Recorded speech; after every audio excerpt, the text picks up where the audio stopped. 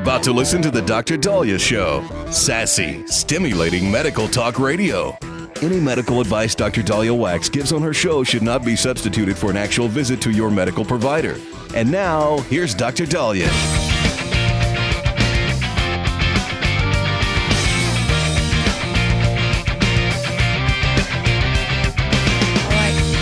We are back on the Dr. Daliah Show. Thank you all for tuning in. 1-877-DOC-DALI, 1-877-DOC-DALI. So, sadly, there was a horrific shooting that happened in New York City, and multiple people hurt, including an officer who died, who was expecting his third child. In fact, when his father heard of the news that they lost his son, he had a stroke. I mean, the tragedies keep piling on. And I just want to give you some updates on the latest information that we have. But interestingly, there's a football link with this. And the gunman, Shane Tamura, apparently lived in Las Vegas. He played football, however, I think for Granada Hills. I think he grew up in California, in Los Angeles. He did, however, live in Las Vegas before traveling to New York to, from what we understand, he wanted to shoot up the NFL headquarters. He takes the wrong elevator and ends up shooting at a management firm. And this is just, it's a horrific tragedy. And this is some of the latest. So the shooter is Shane Tamura, 27-year-old. He was found with a letter on his body indicating that he had grievances with the NFL and their handling of chronic traumatic encephalopathy. We've talked about CTE. It's a degenerative brain disease that happens after multiple blows to the head, concussions, and trauma. Football players could get it. Cheerleaders could get it. Soccer players could get it. People who have injured themselves. Me, I wonder if I'm getting it because I really hit my head on the cupboard all the time in the kitchen. And I got to tell you, that's smart, especially after multiple times. But sadly, he apparently had grievances with the NFL. And according to Mayor Eric Adams, they believe he took the wrong elevator.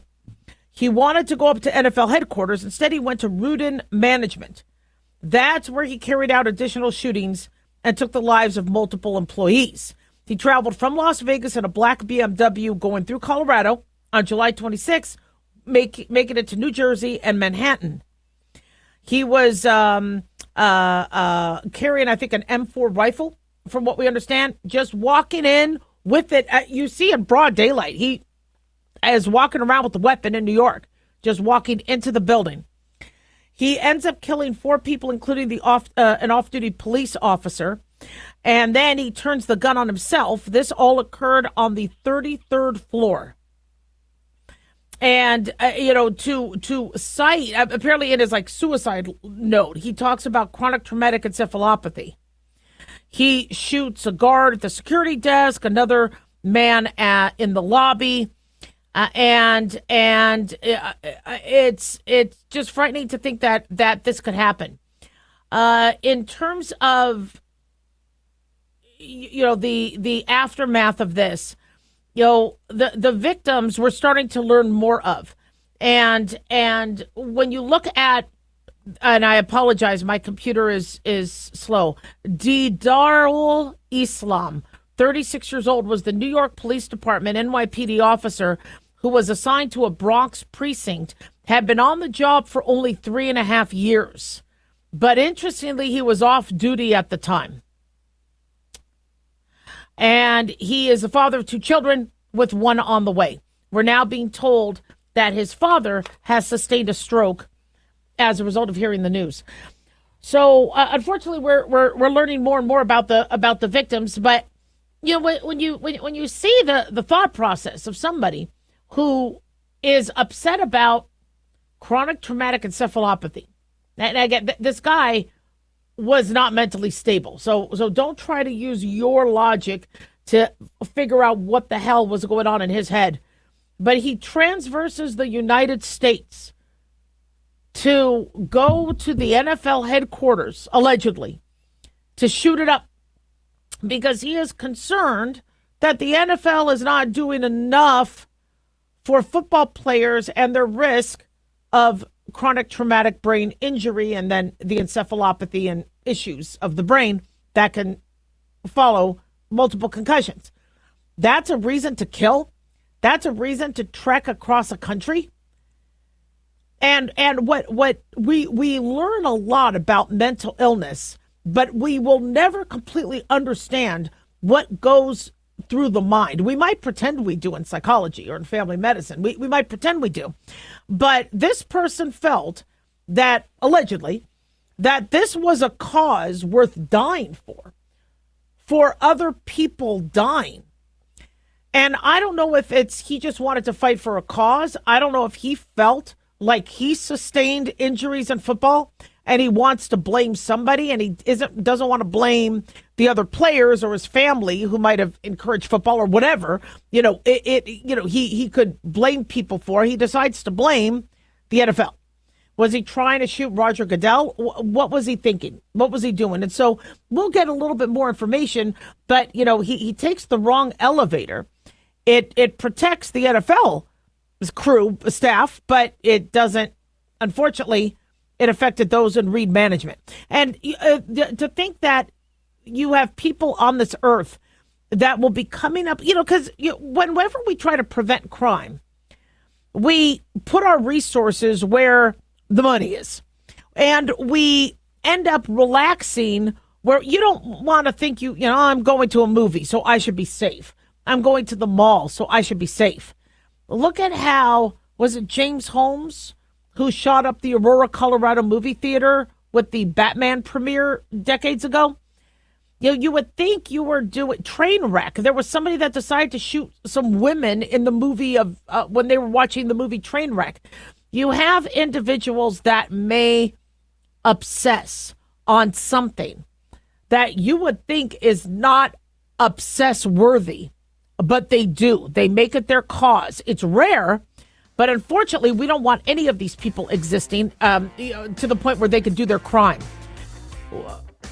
Godspeed, strength to the family, prayers to the families of those and the victims. But I got to tell you, we need to do a much better job trying to screen these people. 1-877-DOC-DOLLY. Don't go away.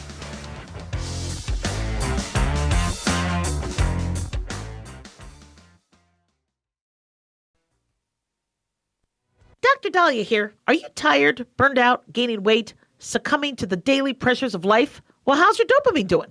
How you feel right now, how you'll feel an hour from now, and how you'll feel next week is completely reliant on your dopamine.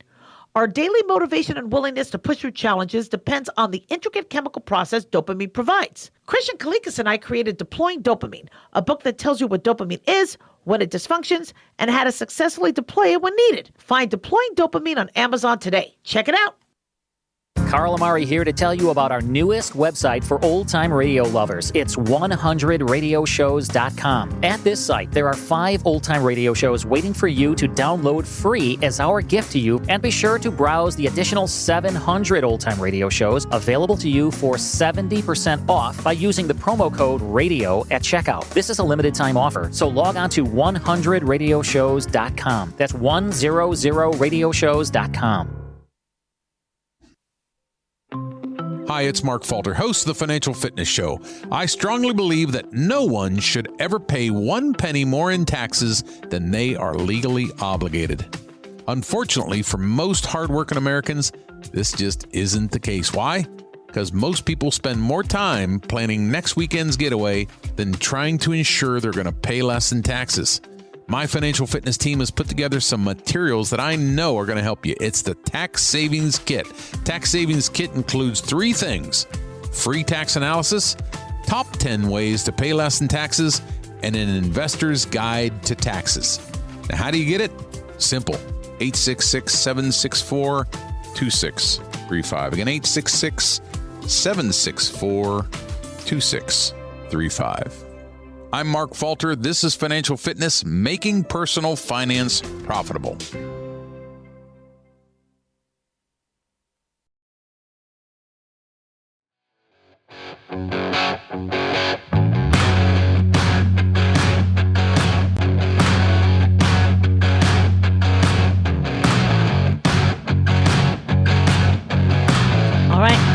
We are back on the Dr. Daliah Show. Thank you all for tuning in. 1-877-Dr. Dali, 1-877-DOCDALI.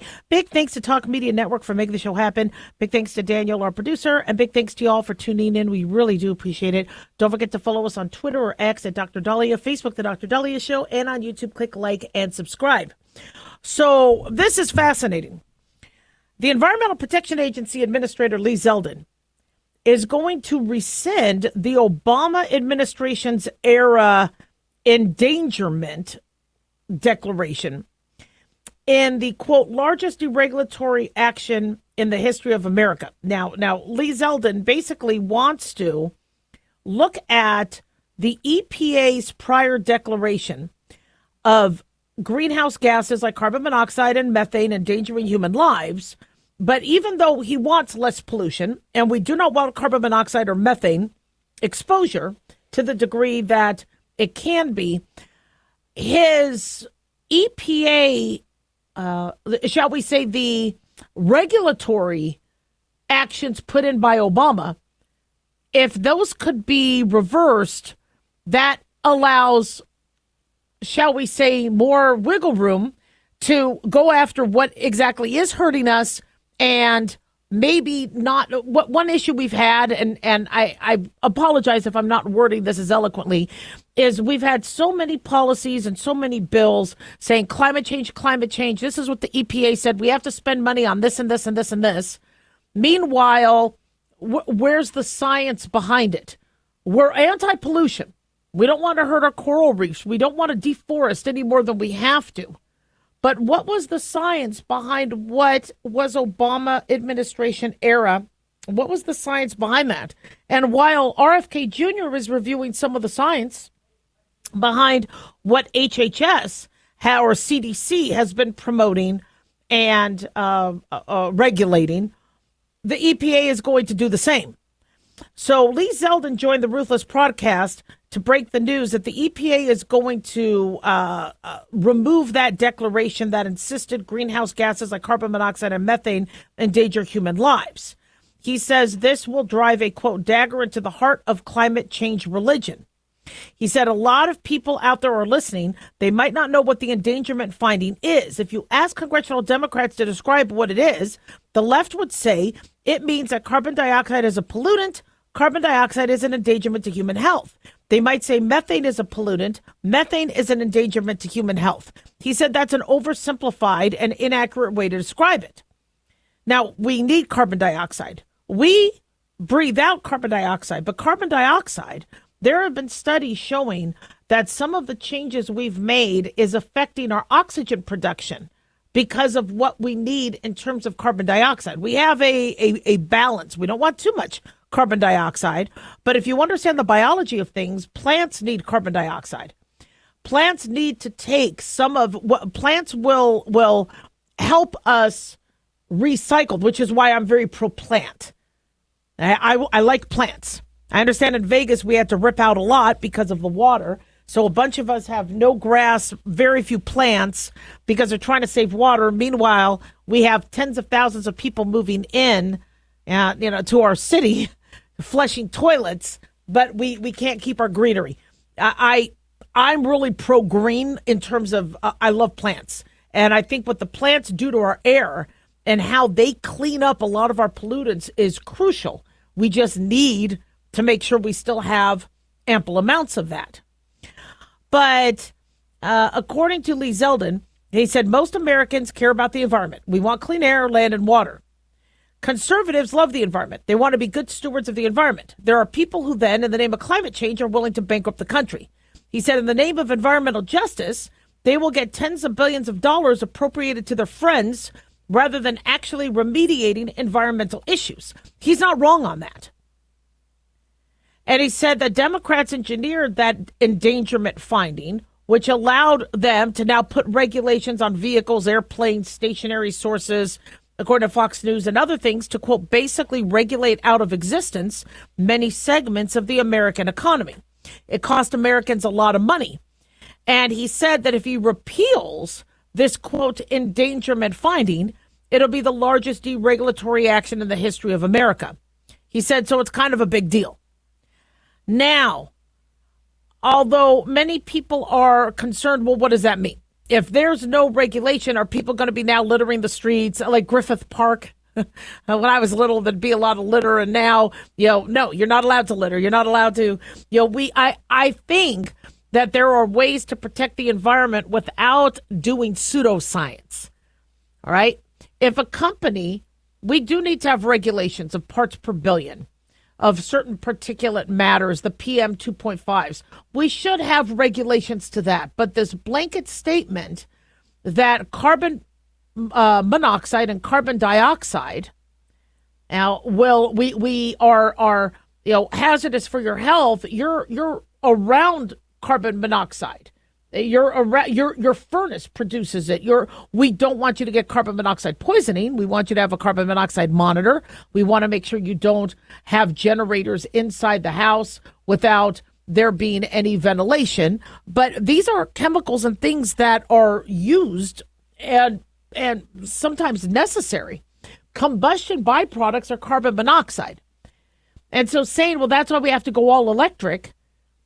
Did you look at the science of what happens when you are using our electric grid, overusing it? If you're having heavy-weighted cars using lithium batteries.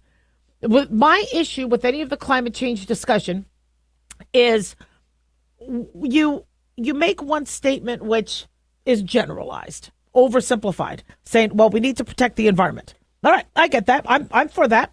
Sign me up. I want to protect the environment. But then you say electric vehicles are the way to do it. Now we need to mandate those. And my next question is, whoa. Okay, what's the science behind the electric battery? How do you douse an electric battery fire?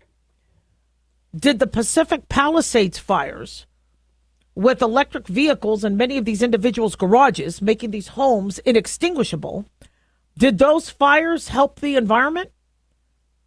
So where's the other science? You can't just make one statement and not, I don't want to hurt the environment by doing the wrong thing. So where's that piece? And so if there is an outdated statement that needs clarification, that is oversimplified, that needs to be looked at with some more caution, why not? I want to save the environment. But we're doing a lot of, when you are putting up power grids, what are you doing to the plants and the wildlife in those areas? Biden wanted charging stations along the highways. And listen, if we're going electric vehicle, yes, we are going to need charging stations. But did anybody look at the environmental taxing that causes? There were individuals stuck on the highway last year because a truck with lithium batteries, I think, overturned, was on fire. You couldn't extinguish it, so they had to wait for this truck to burn out. And I think it burned over days. Meanwhile, people were stuck, some of them in their electric vehicles whose battery ran out, and they're stuck in the middle of the desert. Now, somebody can make an argument that a lithium battery just endangered all of their lives because now they're trapped in the desert without being able to leave, and their car now runs out of battery. So if you're going to say something is going to help somebody, see, in medicine, we have to do that type of critical thinking. Look at these Ozempic weight loss drugs, Ozempic, Mounjaro, Wegovy, Zepbound. All these studies are showing, wow, when you lose the weight, look at what it does to your heart health, your cancer risk, your liver risk, the drop in weight. They're not wrong. But what about the other side? When the medicine stops working or you can't afford the drug and you rebound, what is the heart risk for that? What's your cancer risk for that? Where are the studies on the GLP-1 agonist quitters or those unable to get their medicine because it's on back order? We have somebody in the family with diabetes.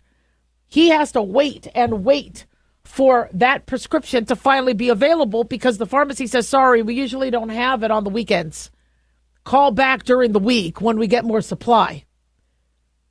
So what's the risk of not getting your medicine and then rebounding with your weight? Just if you're going to study something, study it all. I love how this administration is reevaluating some of the mantra or the previous narratives. We do want to protect the environment, but we want to do it right. 1-877-DOC-DALIAH.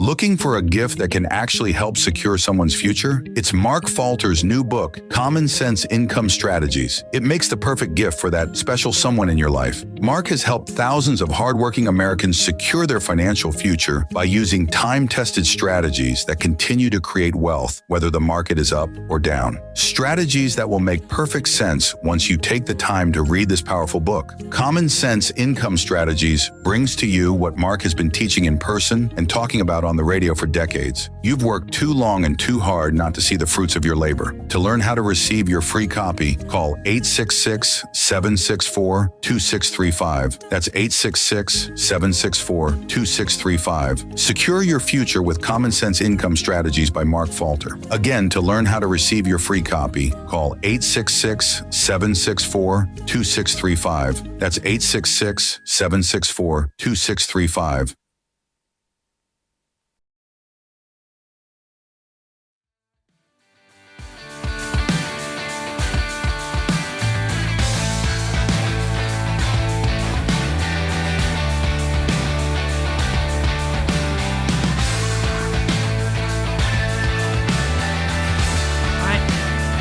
We are back on the Dr. Daliah Show. Thank you all for tuning in. 1-877-DOC-DALIAH, 1-877-DOC-DALI.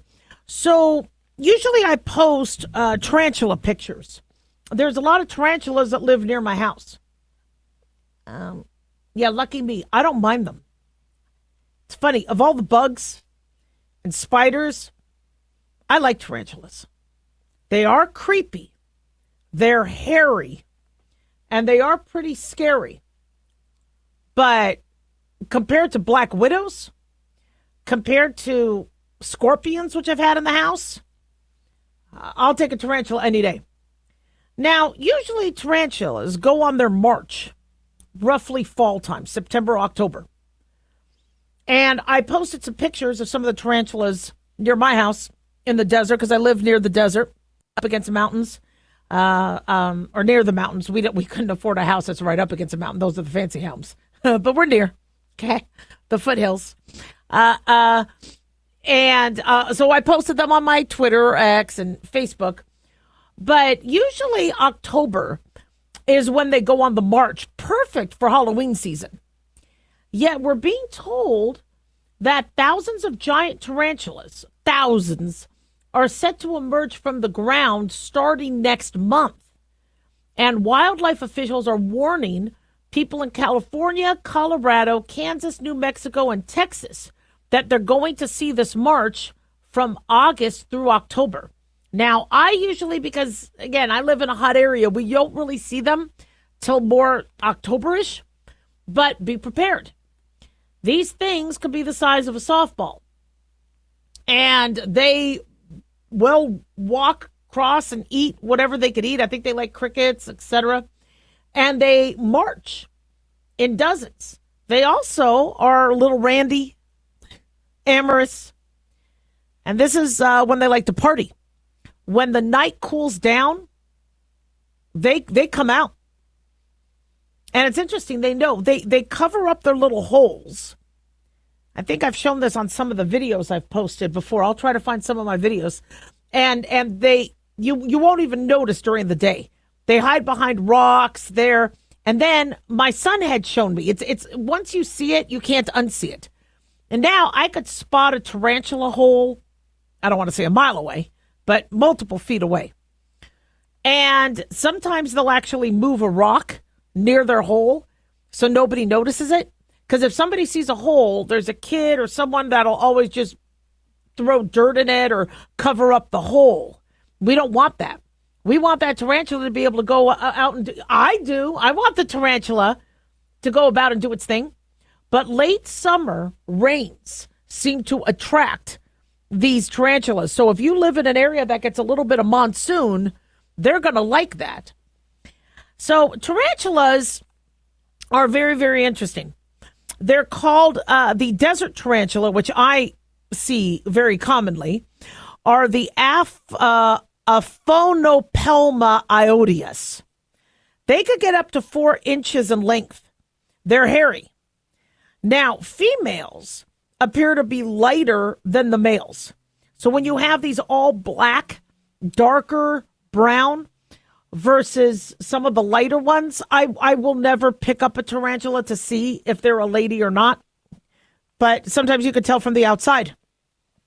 And these tarantulas rarely bite, but they do. They'll bite if they have to. Their venom, however, is usually not fatal to humans, unless, of course, you're allergic to it.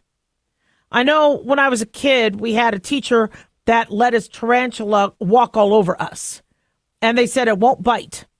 And I remember one of the other students saying when they do bite, they chomp. And I was kind of scared, but I really liked bugs. And I loved spiders and all of that until I got bit by one. I got bit by a spider when I was in college, and it caused such an infection that took up almost all of my thigh. I am very humbled and scared by spiders. I've told you guys that story. I'll tell it again, but was not good. But tarantulas, they usually don't want to bite. What they will do, however, is spew their hair at you. Now, let's say you are allergic to a spider bite from a tarantula. You could get swelling, rapid heart rate, intense itching, difficulty breathing. You could faint. You could go into shock. You could die from a bite where the venom you're allergic to. But usually the venom isn't too venomous to us. Their hairs are not good. If a tarantula's hair gets into your eyes, your respiratory tract, your skin, you could get pulmonary irritation, ocular, cutaneous, some pretty severe irritation.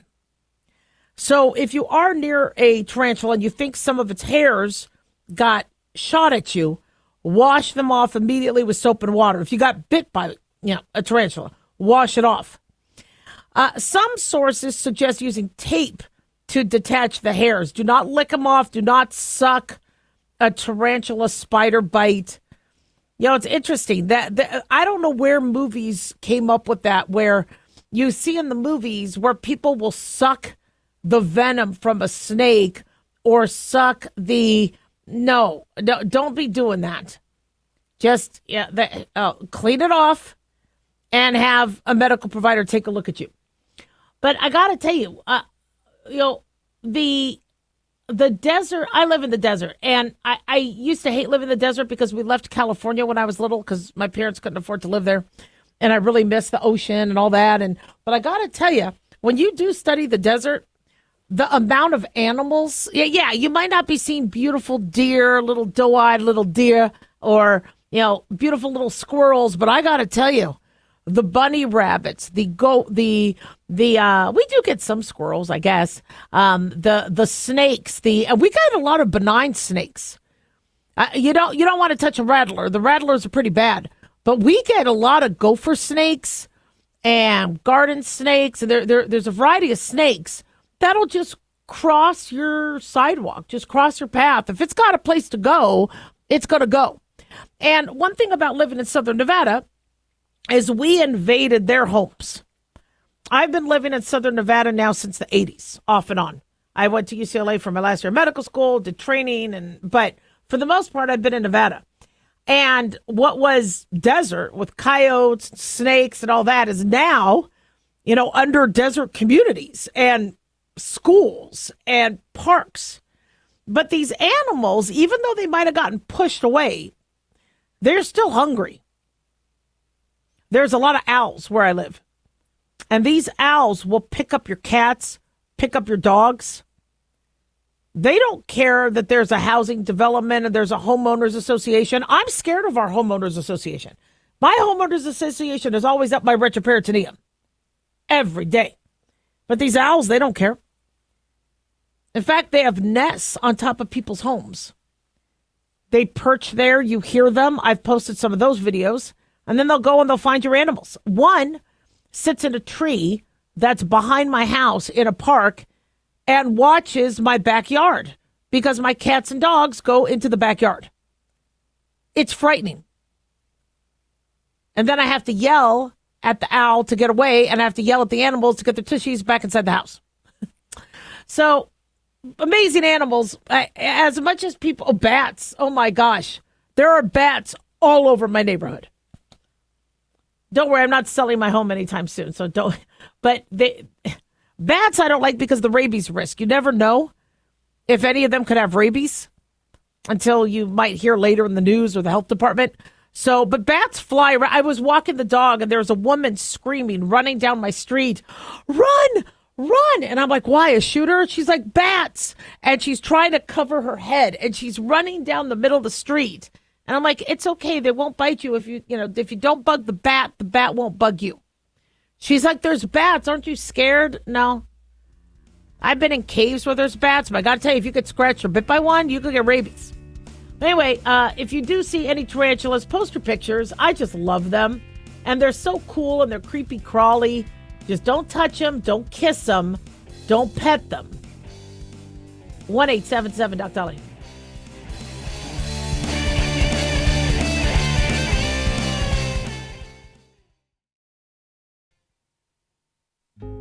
Hey guys, it's Clyde. You know, we've had a lot of requests for Ground Zero merchandise, so we put together an online store with a big variety of high-quality items. I'm really excited to let you know about these things. We have a lot to offer you and your loved ones. In addition to our regular apparel, such as t-shirts, beanies, hoodies, and hats, we've expanded our product line with posters, flags, aprons, mugs, and a whole lot more. We also have Ground Zero collectibles along with a limited edition of items like a Clyde Lewis canvas portrait, a Ground Zero embroidered jacket that will certainly make for great gifts and for interesting conversations with family and friends. And we now offer publications such as Ron Patton's book about mind control, MK Zine, and back copies of the official magazine of Ground Zero while it was in print. Paranoia, the Conspiracy Reader, also coming in 2023, are updated and revised books that I've written.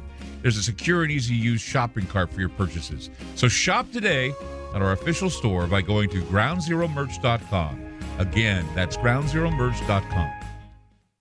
Hey, America. How tired are you of mainstream corporate media's biased narratives and manipulated news? Their dishonesty and attempts to influence this generation have been exposed, put on display for anyone who's even half paying attention. But the New American Magazine has been an honest source of news and commentary for over 50 years. This is your opportunity to receive the stalwart of principled journalism at a deep discount. Picture a beautifully published magazine arriving at your doorstep twice a month, packed with insightful stories written with integrity. It's also available digitally on the New American's mobile app. Get up to speed with intelligent coverage from a freedom perspective. Right now, for a limited time, the New American is available to radio listeners at a 25% discount on a new subscription. Visit thenewamerican.com/radio25 and receive 25% off. Subscribe today at thenewamerican.com/radio25.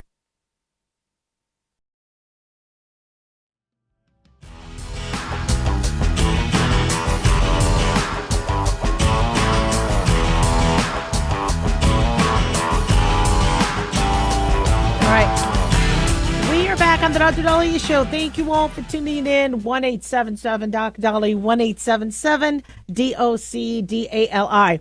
So I warned some of you, if you fly Southwest Airlines, I warned some of you that I kind of had a little bit of a, what? What the hell just happened here?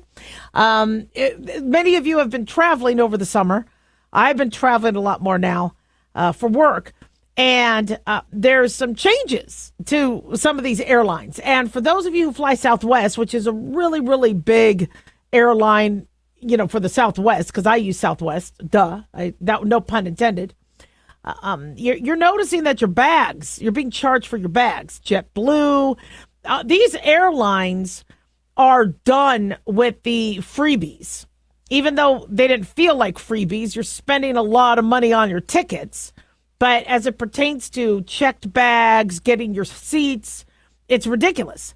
Now, I usually fly Southwest. I just fly Southwest a lot. I have points. I use them for work because usually where I go, Southwest. But I have a conference in Hawaii this time around. I haven't been to Hawaii for a long time, but when there's a conference, I'm going to make this work. Well, Southwest has a direct flight to Kauai where the conference is going to be. So I'm really, really excited about that. So I decide to book my flight on Southwest. I first go onto Orbitz to check my flight to see what the cheapest flight is. And always do that, by the way. Don't just fly on one. Don't just go to the airlines. First, price check. And it blows my mind how much different the prices are. Well, going to Southwest Direct, I notice you still can get a pretty decent price. So I try to book my flight. It's for next January. And as of yesterday, this went on for months. They go, sorry, we're not booking past January 26th. And I'm like, but I need to make my flight because it's after January 26th. Can't do it. So I wait. So what I did is I bought the first leg of the flight. I bought the first leg because that's all they let me do. And it was one way. And thank God I did that.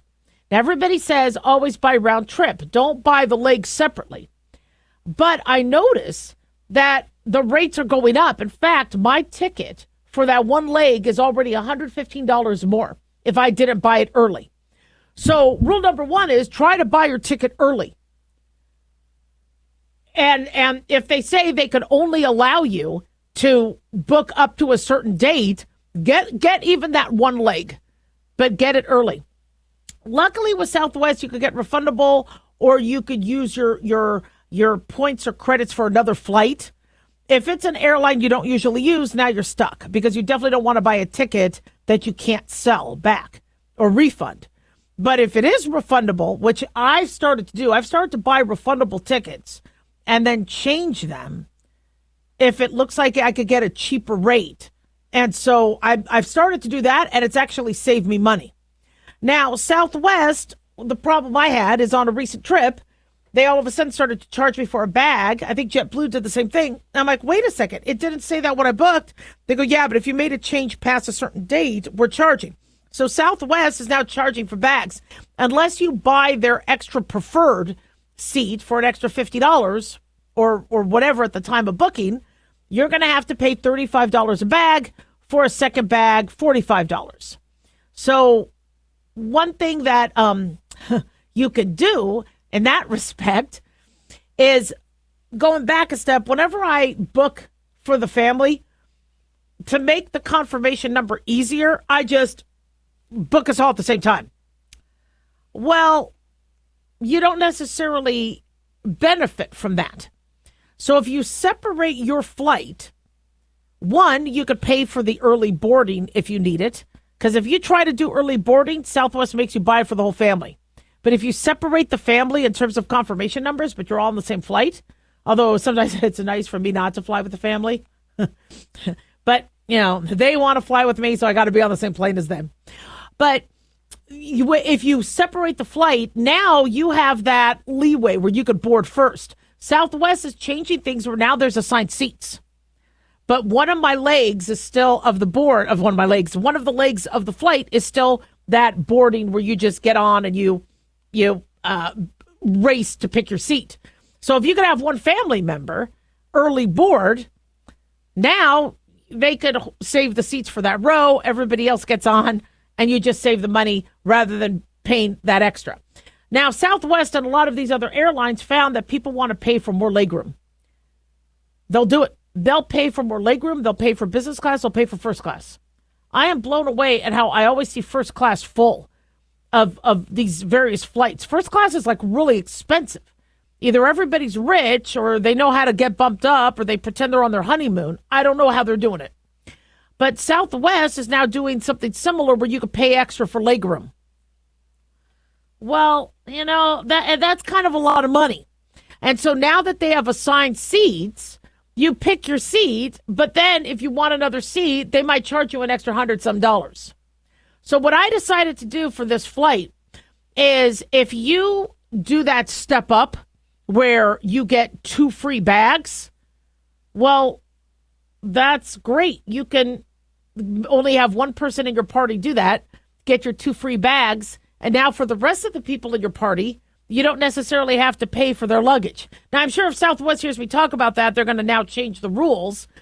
But what I decided to do is I finally was able to buy that second leg to go home because I'd like to go home after the conference. So once they opened up the seats and the fares last night, I was able to buy a ticket to go home. And on that ticket, there was a $50 upgrade for you to get free bags. Well, if we want to take a couple suitcases, and 2 suitcases would be $35 each, or for one person, $35 and $45, it was worth it to spend that extra $50. I tried to do that on the original leg that I bought, but now that the ticket, it's going to be an extra $115 more to upgrade. Not worth it. So the moral to this is, one, is buy your ticket early because these prices keep going up. Buy your ticket refundable because in case the prices go down, now you could trade it out for a cheaper flight. Make sure you double check not only that website, but also Orbitz or these other websites that show the Trivago. The commercials drive me crazy. I think that's just for hotels. You should have checked Trivago. I have never gotten a better deal on Trivago, so I don't know what the hell that's about. And you know, the actor looks nice, but his voice drives me crazy. So sorry, Trivago. One day I'll probably appreciate you more, but I usually don't use them necessarily for that. But the idea, we all want to be together. We all want to get our tickets together. If you buy early, you'll be able to buy your separate tickets, figure out who boards early, who gets the free bags, and then try to put your seats together. And is it really the worst thing in the world if I don't have to sit with my family? Now, I could sit next to an off-duty firefighter, maybe. Now, I do prefer to sit with them, although they still fight and argue and fart, and it's just sometimes flying is not very easy. But I'm really kind of tired of these. Oh, you don't even want to know the price of the tickets.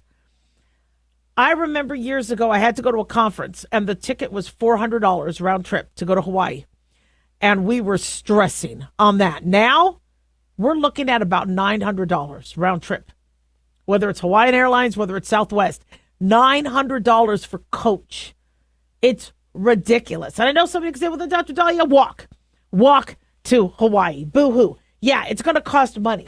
But I'm sorry that the pricing of things, you know how you look at something, those little memes from like the 1970s or 80s. This is what a loaf of bread costs. This is what a house cost.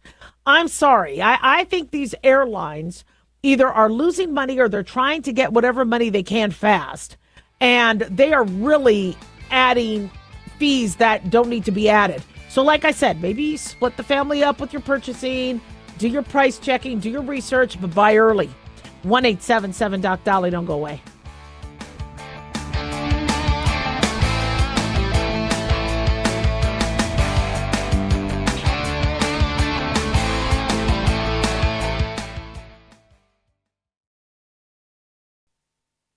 Hi guys, Dr. Daliah here. Addictions can sneak up on us and come in many forms, whether it's drugs, alcohol, sex, video games, porn, or something less obvious such as food, internet, or shopping.